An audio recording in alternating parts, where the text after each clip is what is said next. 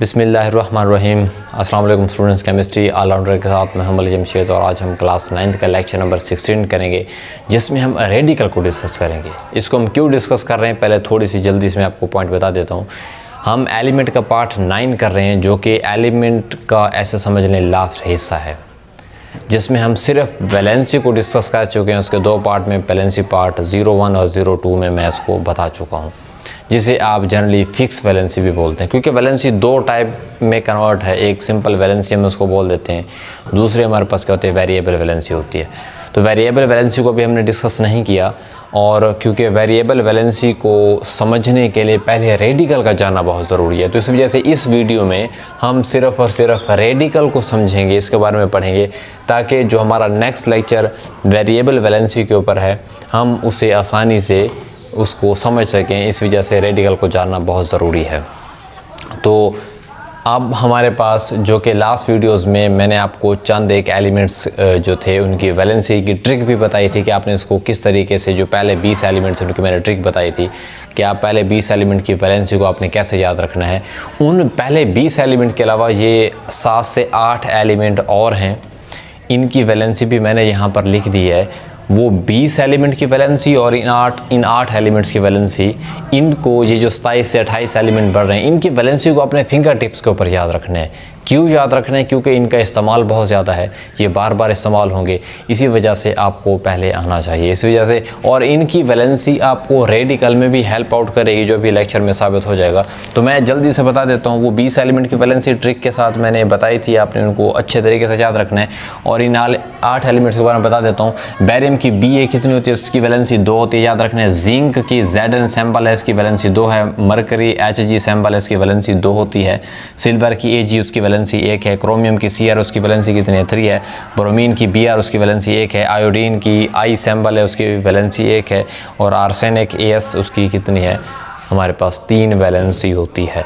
तो इन 8 एलिमेंट्स को याद रखना है, और वो 20 एलिमेंट की वैलेंसी लाजमी आपने याद रखनी है। तो बढ़ते हैं आज के टॉपिक की तरफ। हमने रेडिकल को डिस्कस करना है ताकि वेरिएबल वैलेंसी को आसानी से समझा जा सके। वेरिएबल वैलेंसी का मैं सिंपल थोड़ा सा फ़र्क बता देता हूँ एक एग्जांपल से, ताकि आपको थोड़ी बहुत कन्फ्यूजन ना हो कि वैलेंसी और इसमें क्या फ़र्क है। एक मिसाल से सिंपल एग्जांपल दे रहा हूँ, बाकी हम पढ़ेंगे कल के लेक्चर में। जैसे आयरन है, इसकी वैलेंसी 2 भी होती है, वैलेंसी इसकी 3 भी होती है, मतलब +2 भी होता है, +3 भी होता है। लेकिन अब तक हम पढ़ चुके हैं, जो मैंने उस दिन आपको 20 एलिमेंट बताए थे, या ये चंद एक एलिमेंट हैं, इनकी वैलेंसी फिक्स होती है। अगर एल्यूमिनियम की +3 है तो +3 होगी, हाइड्रोजन की +1 है तो +1 ही होगी। एक ही वैलेंसी है इन एलिमेंट की, और वो भी फिक्स है। ऐसा नहीं है कि कभी कुछ और हो जाएगी, नहीं, इनकी वैलेंसी क्या होती है, फिक्स होती है। लेकिन कुछ ऐसे एलिमेंट हैं जैसा कि Fe आयरन है, इसकी वैलेंसी कभी 2 होती है, कभी कितनी होती है, 3 होती है। ये क्यों होती है हम पढ़ेंगे इंशाल्लाह, कल के लेक्चर में पढ़ेंगे। लेकिन अभी आप इतना जानिए कि मतलब दूसरे लफ्ज़ों में मैं कहूँ तो आयरन की कम से कम कितनी वैलेंसीज़ हैं, 2 वैलेंसी हैं। 2 वैलेंसीज कौन सी हैं? एक +2 है, एक क्या है, +3 है। और वैलेंसी का मतलब क्या होता है, किसी चीज़ के साथ जुड़ने की सलाहियत। मतलब आयरन खुद के साथ कभी 2 को जोड़ सकता है, कभी 3 को जोड़ सकता है। ये हम सारा पढ़ेंगे, इसकी हम सारी तफसील को क्या है जानेंगे, ये किस तरीके से है। बहरहाल अभी आप यहाँ से एक चीज़ तो क्लियर हो गई, अगर इसकी वैलेंसी कभी 2 होती है, कभी 3 होती है, इसका मतलब इसकी वैलेंसी क्या होती रहती है, चेंज होती रहती है। और उसी चीज़ को हम इंग्लिश में बोलते हैं तब्दील। जो चीज़ होती है ना, उसको बोलते हैं वेरिएबल। क्या बोलते हैं? वेरिएबल। चेंज होने वाली वैलेंसी, तब्दील होने वाली वैलेंसी, मतलब सिंपल के इंग्लिश का एक लफ्ज़ है कि वो वेरी करती है। वेरी करती है मतलब तब्दील होती है, उसी वेरी से वेरिएबल हो गया, चेंज होती है। इसकी कभी 2, इसकी क्या होती है, कभी 3 वैलेंसी होती है। तो बहरहाल आपको पता चल गया। बहरहाल इन एलिमेंट्स की वैलेंसी क्या होती है, फिक्स होती है। इस वजह से इसको हम जनरली वैलेंसी बोल देते हैं, लेकिन उनकी वैलेंसी फिक्स होती है। अगर हाइड्रोजन की +1 है तो बस +1 है, और हो तो चेंज हो। सो ये था हमारे पास। बहरहाल अभी इसको मज़ीद जानना है, उसको जानने से पहले हमें रेडिकल को जानना होगा कि रेडिकल क्या होता है। इसको मैं ज़रा इरेज कर देता हूँ, आप इनका स्क्रीनशॉट ले लीजिएगा वीडियो को पास करके, ताकि आपको आसानी रहे इनको याद करने में। तो देखिए, रेडिकल के बारे में ये कहा जाता है कि a group of atoms which have either which have positive, मतलब या तो इनके पास पॉजिटिव और नेगेटिव चार्ज, मतलब इनके ऊपर एक ग्रुप ऑफ एटम होगा जिनके ऊपर पॉजिटिव चार्ज भी हो सकता है, नेगेटिव चार्ज भी हो सकता है, उसको हम क्या बोलते हैं, इज कॉल्ड रेडिकल। उसको हम क्या बोल देते हैं, रेडिकल का नाम दे देते हैं। यानी कि एक तो एटम का ग्रुप होगा, a group of atoms which have positive, जिसके ऊपर क्या होगा, पॉजिटिव चार्ज होगा या क्या होगा, नेगेटिव चार्ज होगा, उसे हम क्या बोलते हैं, रेडिकल बोलते हैं।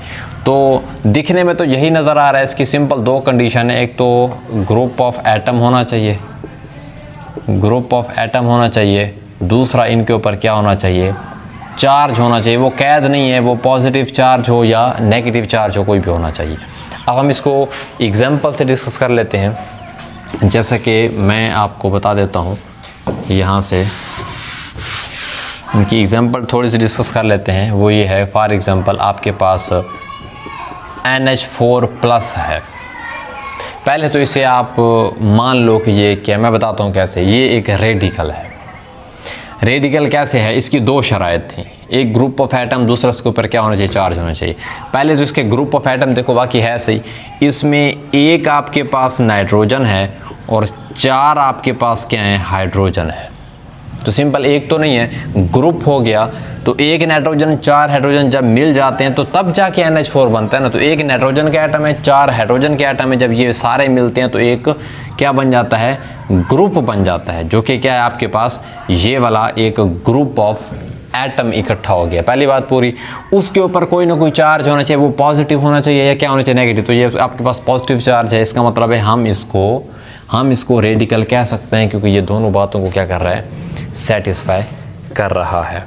ऑलमोस्ट ऐसे हैं, ठीक है, ऑलमोस्ट ऐसे हैं जिनमें यही दो कंडीशन क्या होती हैं, अप्लाई होती हैं। तो अब बात यह है, हमने तो अभी पढ़ा था कल परसों के जो लेक्चर था, जो लास्ट हमारे पास वीडियोस थी, उनमें हमने ये पढ़ा था कि नाइट्रोजन की वैलेंसी तो फिक्स होती है, उसकी वैलेंसी 3 होती है।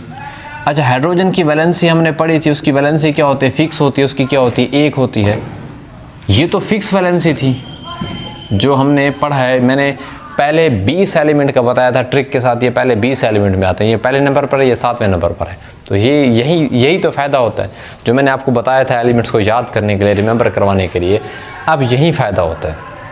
आपको डायरेक्ट पता होना चाहिए कि नाइट्रोजन की कितनी है, हाइड्रोजन की कितनी है, ताकि आपको बाद में देखना ना पड़े टेबल में से याद। इस वजह से मैंने आपको पहले बोल दिया, इनको अपने अच्छे से याद रखना है। जो मैंने 28 एलिमेंट 8 आज बताए हैं, 20 एलिमेंट जो है मैं पहले बता चुका हूँ, उनके एटम की वैलेंसी आपको फिंगर टिप्स के ऊपर क्या है, आनी चाहिए। तो नाइट्रोजन की 3 होती है, हाइड्रोजन की कितनी होती है, 1 होती है। तो ज़रा देखो, मैं इसको सिंपल यहाँ पर ज़्यादा कम्प्लेक्स करने के बजाय मैं ऐसे आपको लिख देता हूँ। यहाँ पर NH4 ऐसे ही है ना, नाइट्रोजन की कितनी होती है, आप नाइट्रोजन की 3 होती है, हाइड्रोजन की कितनी होती है आपके पास, और नाइट्रोजन की -3 होती है।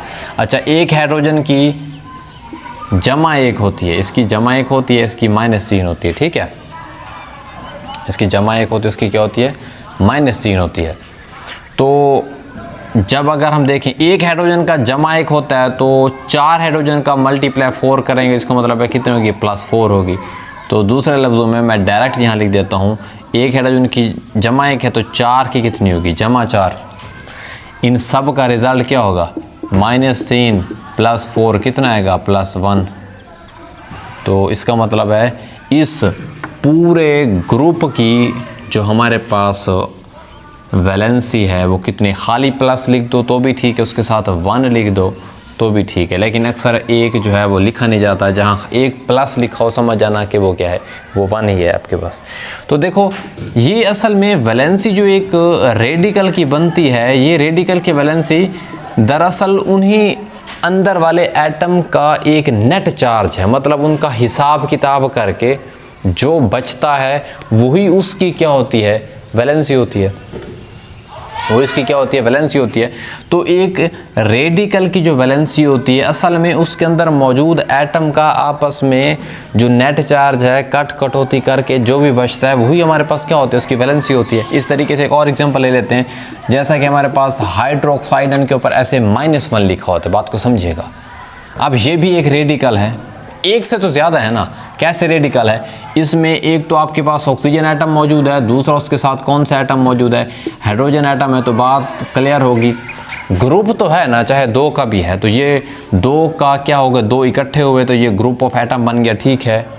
ये यही था ना, ग्रुप ऑफ एटम हो उसके ऊपर क्या होना चाहिए, पॉजिटिव या नेगेटिव चार्ज होना चाहिए। तो इसके बाद देखो ग्रुप ऑफ एटम भी है, उसके ऊपर क्या मौजूद है, चार्ज भी मौजूद है। और हमें पता है, इसका ज़रा कैलकुलेशन हम कर लेते हैं, यही आपको फ़ायदा देगा। जो मैंने आपको 20-28 एलिमेंट्स याद करवाए थे उनकी वैलेंसी, अब यहीं आपको अगर फिक्स वैलेंसी उनकी याद है तो रेडिकल की वैलेंसी निकालना भी आसान हो जाता है। एक तो आपको प्रैक्टिस इतनी होनी चाहिए कि फौरियन है कि हाइड्रोक्साइड के ऊपर चार्ज कौन सा है, -1 है, अमोनियम के ऊपर कौन सा है, +1 है, ये सारा आना चाहिए आपको। बहरहाल ऑक्सीजन के ऊपर कितनी होती है हमें पता है, इसकी वैलेंसी -2 होती है, ठीक है। हाइड्रोजन की वैलेंसी कितनी होती है, +1 होती है। वहाँ मैंने जनरली बताया था कि 2 है, 1 है। बहरहाल ये आप यूज़ करते आएंगे, ये भी बाद में इंशाल्लाह हम पढ़ लेंगे क्यों -2 होती है, क्यों +1 होती है। अभी आप इसको याद रखिए, जो यूज़ करते हैं आप इनको अब याद करें। जैसे कि हाइड्रोजन की आपको पता चल गई है, अभी एग्जांपल ये इसकी +1 होती है, नाइट्रोजन की कितनी होती है, -3 है। उसके बाद ऑक्सीजन की -2 है, हाइड्रोजन की अभी ये दोबारा यहाँ से आ रहा है +1। तो ये प्रैक्टिस कर करके आपको याद हो जाएंगे। तो अभी देखें इनकी वैलेंसी हमारे पास यहाँ पर ये आ गई। तो अब इनका OH है, इसका माइनस है, इसका कौन सी है, प्लस है। इनका आपस में करो, ये इनकी कैलकुलेशन करें तो -2 है बड़ा है, ये +1 छोटा है, तो इसमें से माइनस करो। ओवरऑल -2 में से +1 गया, कितना बचता है, -1। तो इसी वजह से ये हाइड्रोक्साइड का ये माइनस ऊपर खाली लिख दो या -1 लिख दो, एक ही बात है। तो ये जो -1 आया है, आप मुझे ये बताओ, ये इनका नेट रिज़ल्ट नहीं है इन चार्जेस का। वो जो एटम थे, उन एटम का जो कैलकुलेशन करने के बाद जो नेट जवाब निकला है, वही जो कैलकुलेशन के बाद नेट रिज़ल्ट निकलता है, वही रेडिकल की क्या होती है, वैलेंसी होती है।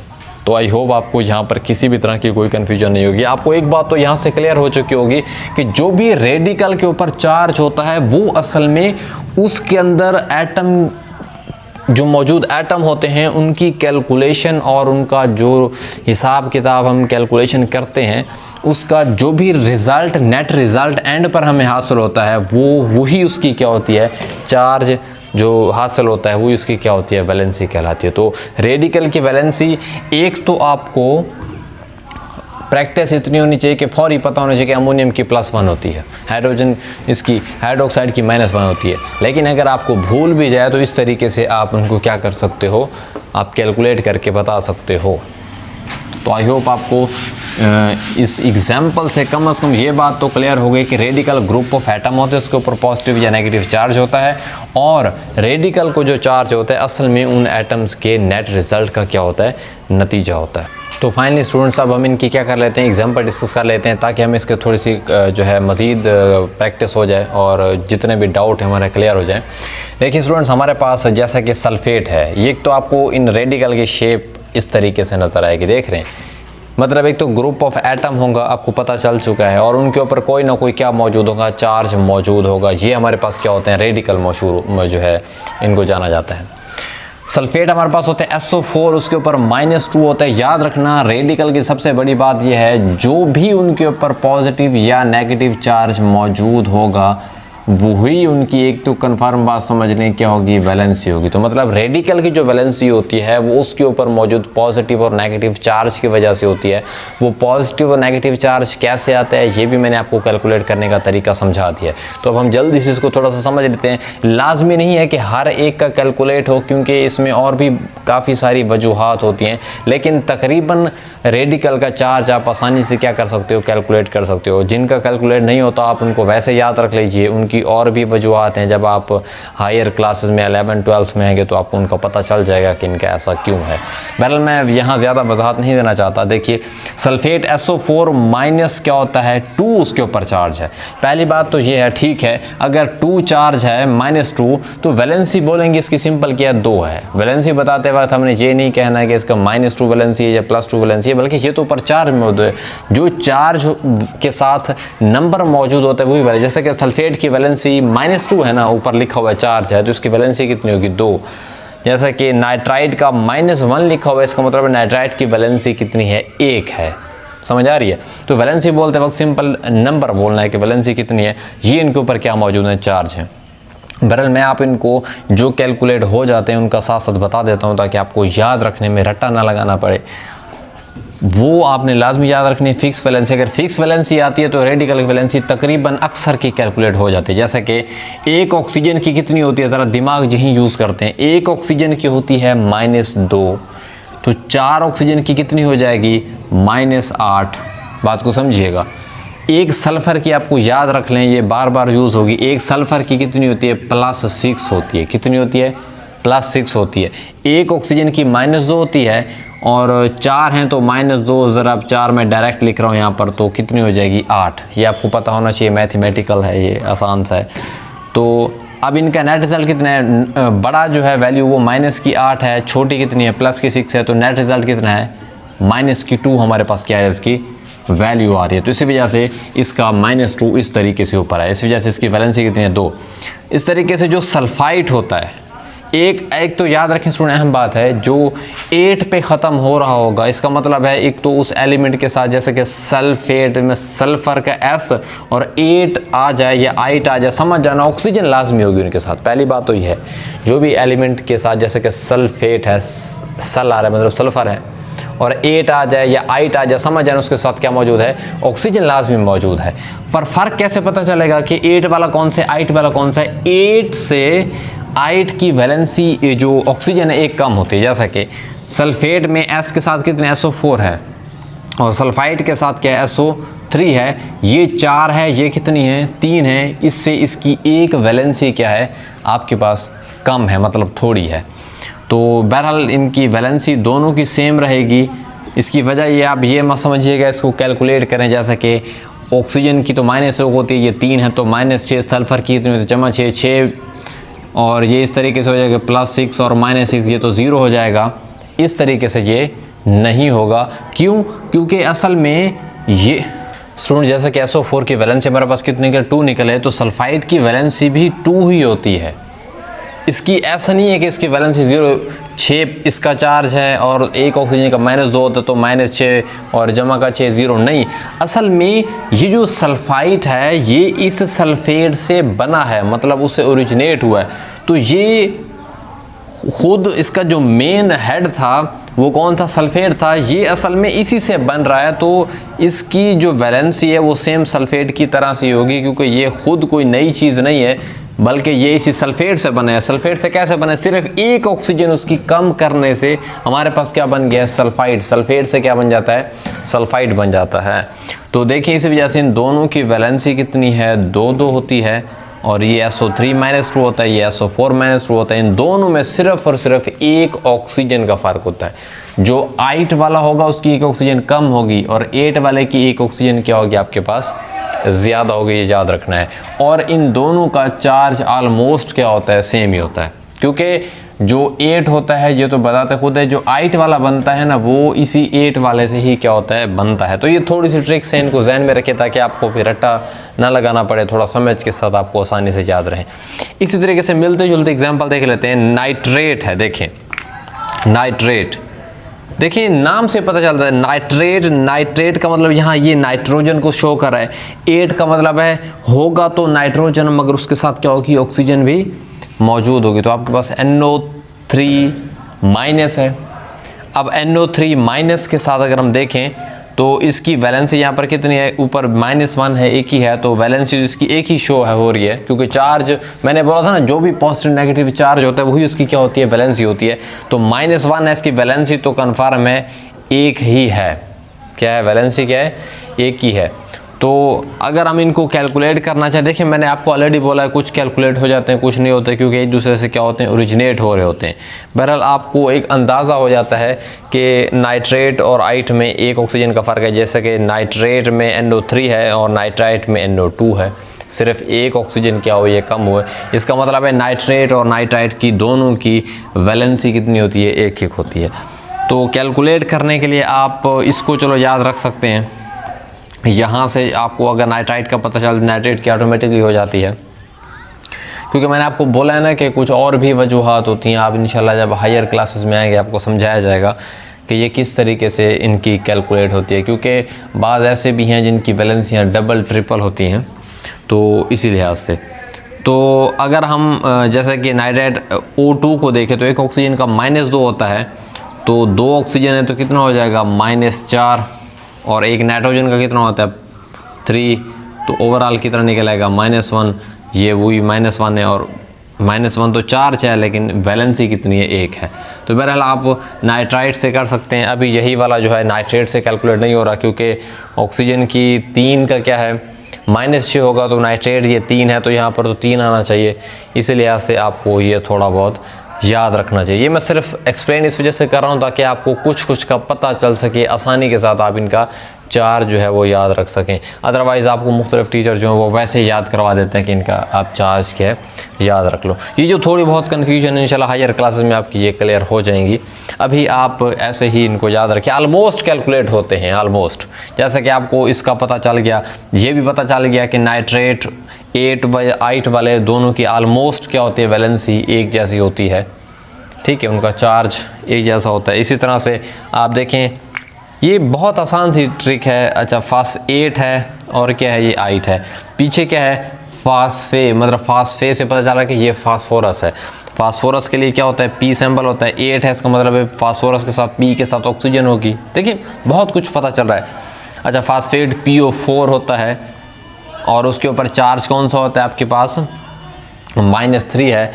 अब 8 क्या होगा, ऑफ कोर्स उसमें से एक ऑक्सीजन कम होगी। अभी मैंने बताया 4 से कितनी होगी 3 ऑक्सीजन, अगर एक ऑक्सीजन कम कर दो तो वो फास्फेट से क्या बन जाता है फास्फाइड बन जाता है। अब हम एक का कैलकुलेट कर लेते हैं, एक ऑक्सीजन का -2 होता है, 4 का कितना होगा भाईजान -8, और एक जो फास्फोरस होता है इसकी 5 होती है, 5 + 5, ठीक है। तो हमारे पास यहाँ पर कितना आएगा -3 निकल आएगा। तो याद रखना है फास्फोरस, जैसे कि सल्फ़र की 6 है, फास्फोरस की 5 है, तो 3 भी इसकी वैलेंसी होती है। अभी हम पढ़ेंगे ये थोड़ी बहुत, मतलब फास्फोरस जो है ये 2-3 वैलेंसी शो करता है। कभी इसकी फास्फोरस की वैलेंसी 3 भी होती है, फास्फोरस की वैलेंसी 5 भी होती है। क्यों होती है वो हमारा अगला टॉपिक है, वेरिएबल वैलेंसी में इसको हम पढ़ेंगे।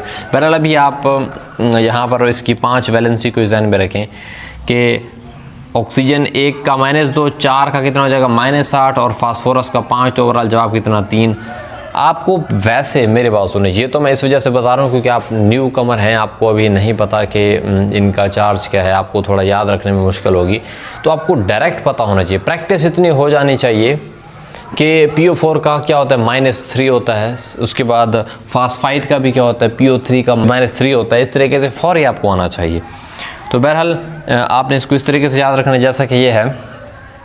अब इसका जो फास्फोरस की वैलेंसी है ये, क्योंकि मैंने आपको बोला ना इसकी वैलेंसी 3 भी होती है 5 भी होती है, तो ये मैं हमें 3 के लिहाज से है। जैसे कि एक ऑक्सीजन का कितना होता है -2 होता है, 3 का कितना हो जाएगा -6, और एक फास्फोरस का कितना होता है 3 होता है। तो इसी वजह से आपको मैंने ऑलमोस्ट देखना ये है कि वो ज़्यादातर 8 वालों से ही, जो 8 वालों से कैलकुलेट करते हैं। क्यों? क्योंकि ये जो PO3 है ये असल में इसी PO4 से क्या हुआ है बना है, इसी से ओरिजिनेट हुआ है। तो ऑलमोस्ट आप अगर इस तरीके से देखें तो ऑक्सीजन का O3 है तो -6, इसका अगर 3 वैलेंसी हो तो कितना हो जाएगा -6 और 3, फिर से क्या आ जाएगा 3।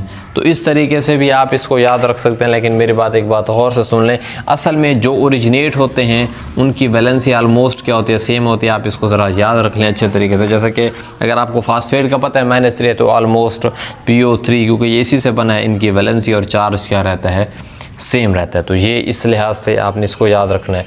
और भी हम कर लेते हैं, हमारे पास है कार्बोनेट। 8 मतलब ऑक्सीजन लाजमी होगी, कार्बोनेट मतलब कार्बन होगा, कार्बन के साथ ऑक्सीजन होगी। तो CO3 है, उसके ऊपर कौन सा चार्ज है -2 मौजूद है। ये आसानी से कैलकुलेट हो सकता है, अक्सर कैलकुलेट हो जाते हैं। मैं अक्सर यही बता रहा हूँ, जो कैलकुलेट नहीं होते उसकी भी वजह है। मैं अगर यहाँ डिटेल देना शुरू कर दूँ तो ये आपके लेवल से थोड़ा ज़्यादा हो जाएगा, और मैं नहीं चाहता कि आपको 9th के स्टैंडर्ड पर मज़ीद जो है मुश्किलात में मुब्तला करूँ, क्योंकि लेवल के साथ साथ बातें सीखता बंदा है तो वो मेरे ख्याल में ज़्यादा अच्छा है, ताकि केमिस्ट्री में इंटरेस्ट डेवलप रहे, सीखते हैं अच्छे तरीके से। जो देखें ना, ज़्यादातर यहाँ पे आपने देखा ऑक्सीजन का ज़्यादातर यूज़ हो रहा है, कार्बन का, सल्फर का, ये मोस्टली वो एलिमेंट है जो ज़्यादा यूज़ होते हैं, इनकी आपने वैलेंसी याद रखनी। एक ऑक्सीजन का क्या होता है, -2 होता है, 3 है तो कितना हो जाएगा -6। एक कार्बन का कितना होता है +4, रिजल्ट कितना निकला -2। तो आपको ज़रूरत है याद रखने की, कार्बोनेट का रट्टा लगाने की कि CO3 के ऊपर चार्ज कौन सा होता है, -2 होता है। थोड़ा सा फिक्स वैलेंसी आप इनकी याद रख लें तो फौरी आप इसको कैलकुलेट कर लेंगे। अच्छा, एक और बात, अब हमारे पास है कार्बोनेट के साथ एक और वर्ड होता है बाई। बाई मोस्टली आपके पास हाइड्रोजन ऐड कर दो किसी के साथ तो वो बाई कार्बोनेट में कन्वर्ट हो जाता है। जैसा कि आपके पास CO3 है, CO3 के साथ मैं अगर हाइड्रोजन लगा दूँ तो HCO3 हो जाता है। क्या हो जाता है, HCO3। इसकी वैलेंसी जो है वो, क्योंकि ये 8 और 8 तो नहीं है, कार्बोनेट है, बाई कार्बोनेट बना है, तो हाइड्रोजन लगा दिया। तो हम कैसे इसको कैलकुलेट करेंगे, बहुत आसान सा तरीका है, वैसे याद करते हैं। एक ऑक्सीजन का कितना होता है -2, 3 का कितना होगा -6, एक कार्बन का कितना होता है +4, एक हाइड्रोजन का कितना होता है +1। इन सबको ऐड कर दें, मतलब जमा वाले कितने हैं, जमा के 5 हैं, माइनस का कितना है 6 है, तो रिज़ल्ट कितना निकला -1। बहुत आसान सा है। तो आपको देखो ये -1 है, तो मतलब रेडिकल को रट्टा लगाना नहीं है, ठीक है, बहुत आसान है। थोड़ा सा फिक्स वैलेंसी आनी चाहिए कि हाइड्रोजन की +1 होती है, कार्बन की +4 होती है, ऑक्सीजन की -2 होती है, ये बार बार यही यूज़ होते हैं। अभी आप देखते आइएगा जो बचे हुए हैं ऑलमोस्ट में वही वैलेंसी से क्या है यूज़ हो रही हैं। तो ये वाला हमारे पास है, ये ऑलरेडी सल्फेट और सल्फाइड का पढ़ चुके हैं। ये सल्फेट, बाईसल्फेट और थायोसल्फेट ये थोड़े मिलते जुलते हैं इनको, क्योंकि ये सारे ओरिजिनेट ही होते हैं। सल्फेट के ही ऐसे समझ लें आके ओरिजिनेट उनसे बन रहे हैं, सल्फेट के हिस्से समझ लो। एक सल्फर का कितना होता है -2, 4 का कितना हो गया भाईजान -8। एक सल्फर का हमें पता है, बार बार हम यूज़ करते आ रहे हैं, जमा 6 होता है, तो बचेगा कितना -2 है। और फिर बाई का मतलब है हाइड्रोजन साथ होगा, सल्फेट के साथ क्या होगा, हाइड्रोजन होगा, बाई सल्फेट। बहुत आसान है। एक ऑक्सीजन का कितना होता है -8 होता है, एक सल्फर का कितना होता है जमा 6 होता है, एक हाइड्रोजन का कितना होता है जमा 1। तो जमा के कितने हैं, जमा के 7 हैं, माइनस का 8 है। इन दोनों को जमा वालों को इकट्ठा कर देंगे ना, तो माइनस कर दिया, कितना आएगा -1। तो देखो -1 है। तो रट्टा नहीं लगाना भैया, ये ना हो कि रट्टा लगाएं कि HSO4 के ऊपर -1 होता है, SO4 के ऊपर -2 होता है। थोड़ा सा यूज़ करें। हाँ, जिनका थोड़ा बहुत कन्फ्यूजन है उन्हें आप थोड़ा जहन में रख लें, उनकी भी वजूहात हैं, लेकिन थोड़ी डिटेल ज़्यादा है। ऐसी बात नहीं है कि मैं यहाँ बताना नहीं चाह रहा। उसकी वजह यह है कि थोड़ी सी मुश्किलात होंगी आपको, ये रेडिकल थोड़ा सा मज़ीद कॉम्प्लिकेटेड लगेगा, ताकि हम अभी उतना ही पढ़ें जितना हमको लेवल के मुताबिक क्या है ज़रूरत है। इंशाल्लाह लाजमी पढ़ेंगे हम वक्त आने के साथ साथ।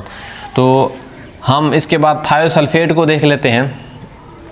असल में थायोसल्फेट सल्फेट का ही हिस्सा है, जैसा कि सल्फेट से बना था सल्फाइड, इसी तरीके से सल्फेट से थायोसल्फेट भी बनता है।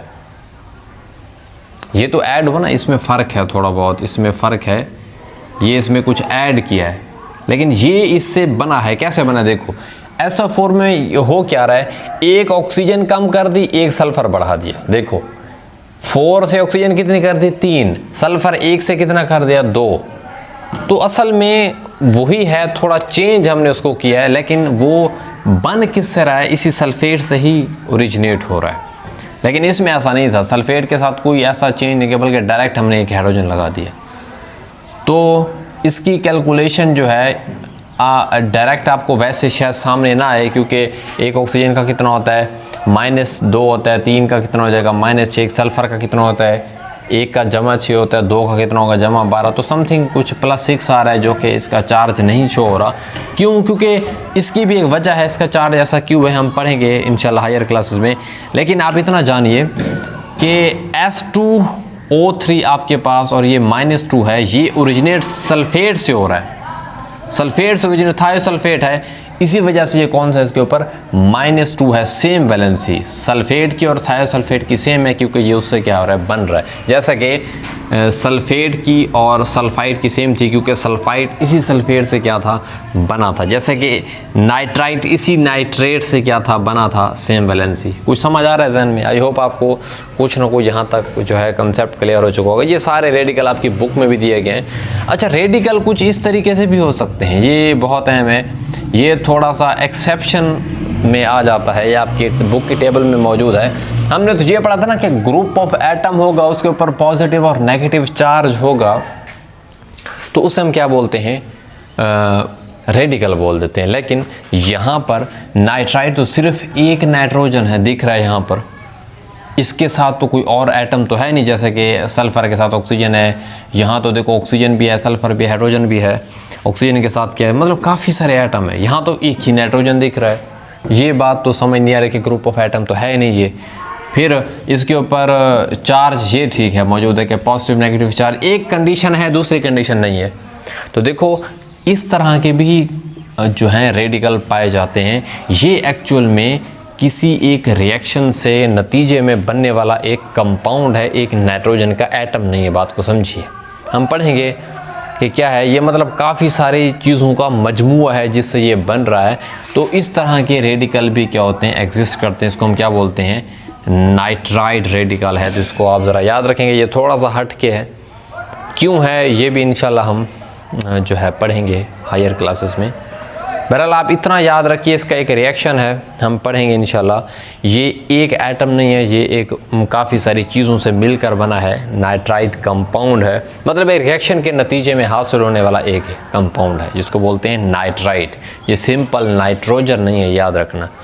नाइट्रोजन को इसके साथ मिक्स नहीं करना, वो सिंपल एक नाइट्रोजन होता है जिसकी वैलेंसी हमारे पास 3 होती है।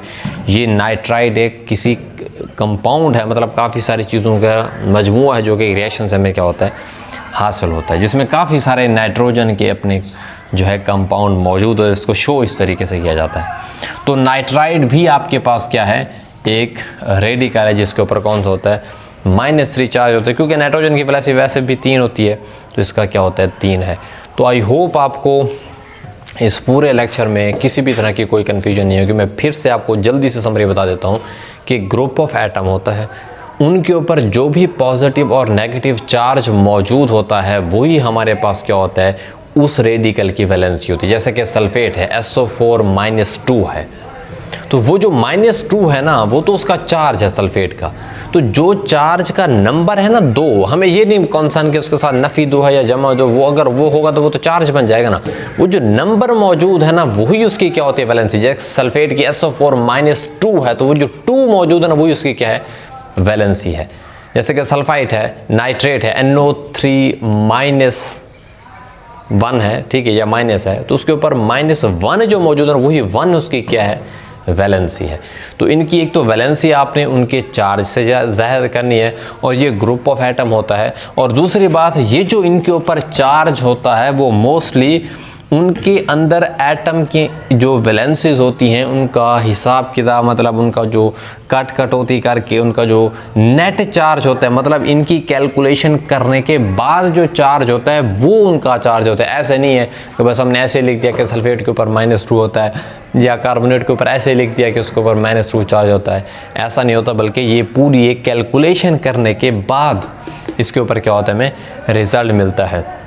तो मैंने आपको यहाँ पर आई होप बताने की मुकम्मल कोशिश की है। फिर भी आपको कन्फ्यूजन हो तो मुझे कमेंट्स में लाजिम बताइएगा। आपको रेडिकल समझा दिया है, इस रेडिकल के कंसेप्ट को अच्छे तरीके से ध्यान में रखना है, और इनकी आपने कॉपी के ऊपर अच्छे तरीके से प्रैक्टिस करनी है। आपको हर लिहाज से आना चाहिए। अगर आपको कहा जाए ना कि सल्फेट का रेडिकल का कौन सा फार्मूला है, उसके ऊपर चार्ज कौन सा है, तो सारा आना चाहिए। सल्फेट का चार्ज कौन सा है, उसका रेडिकल का फार्मूला कौन सा है, SO4, चार्ज कौन सा है -2, सारा आना चाहिए। या अगर आपसे पूछा जाए कि PO4-3 किसका रेडिकल है आपके पास, तो आप बोलोगे फास्फेट का। तो आपको रिवर्स भी आना चाहिए, फॉरवर्ड रिवर्स दोनों तरीक़ों से आपको हर लिहाज से फिंगर टिप्स के ऊपर आने चाहिए। इसकी भी एक वजह है कि जब हम कोई भी फार्मूला बना रहे होते हैं वहाँ पर हमारी हेल्प होती है। तो मैं आपसे यही उम्मीद करूँगा कि आप इनको अच्छे तरीके से क्या करेंगे, याद करेंगे। नेक्स्ट वीडियो वेरिएबल वैलेंसी आने से पहले इनको कॉपी के ऊपर अच्छे तरीके से क्या करेंगे, प्रैक्टिस करेंगे, याद करेंगे। क्यों करेंगे? ताकि जब हम आगे पढ़ रहे होंगे जैसा कि देखो ना, फिक्स वैलेंसी मैंने आपको करवाई थी, अगर आपने याद की होंगी तो आपको देखो यहाँ पर डायरेक्ट आपको आसानी होगी। अगर आप इसको हल रेडिकल का चार्ज निकालने के लिए पहले आप कॉपी से एक एक को देखो कि उसकी वैलेंसी कितनी, तो काफ़ी टाइम लग जाएगा ना, तो वही आपको फ़ायदा हुआ जैसा कि यहाँ पर है। इसी तरीके से रेडिकल का चार्ज आपको अगर याद होगा तो नेक्स्ट भी आपको फ़ायदा होगा। तो जो मैंने यहाँ लिखी इनको अच्छे तरीके से याद करें। मिलते हैं नेक्स्ट वीडियो में जिसमें हम वेरिएबल वैलेंसी के टॉपिक को ख़त्म करेंगे और हम एलिमेंट का पूरा कंसेप्ट जान लेंगे। उसके बाद हम इंशाल्लाह कंपाउंड और मिक्सचर वगैरह की तरफ बढ़ेंगे। तो मिलते हैं नेक्स्ट वीडियो में, तब तक अपना ढेर सारा ख्याल रखिएगा। थैंक यू, अल्लाह हाफिज़।